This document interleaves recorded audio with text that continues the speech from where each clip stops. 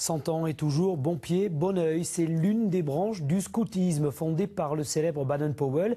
Les éclaireurs de France célèbrent cette année leur centenaire avec des rassemblements dans 4 villes françaises, dont Carcassonne, dans l'Aude. Une branche laïque du scoutisme qui, au-delà des activités, cultive surtout des valeurs. Philippe Menu et Enrique Garibaldi.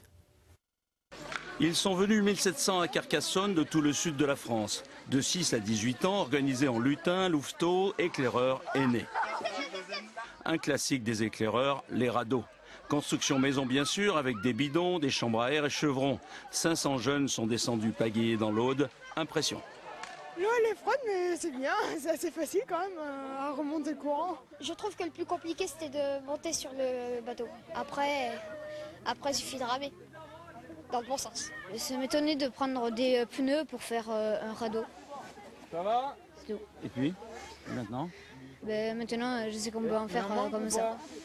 Les radeaux, c'est la nature, c'est l'eau. Vivre un canne d'éclairs sans se prendre le plaisir d'être dans l'eau, de se foutre de l'eau partout, c'est plus un canne d'éclaireur. À côté des activités proches de la nature, les éclaireurs de France, laïcs, ont enrichi leur démarche depuis leur naissance il y a un siècle.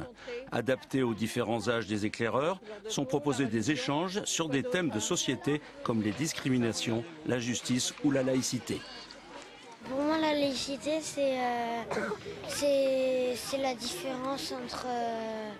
c'est qu'il faut accepter les gens, même s'ils sont différents, faut être ensemble.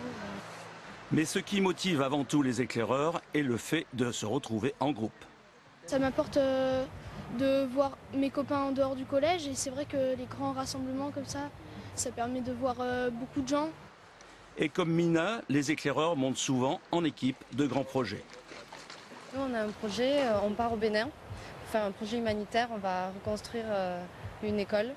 Et on est 6 et on est super motivés pour et on fait plein d'actions dans l'année. Cet après-midi, plus de 400 louveteaux ont participé à un grand jeu de rôle dans la cité médiévale de Carcassonne.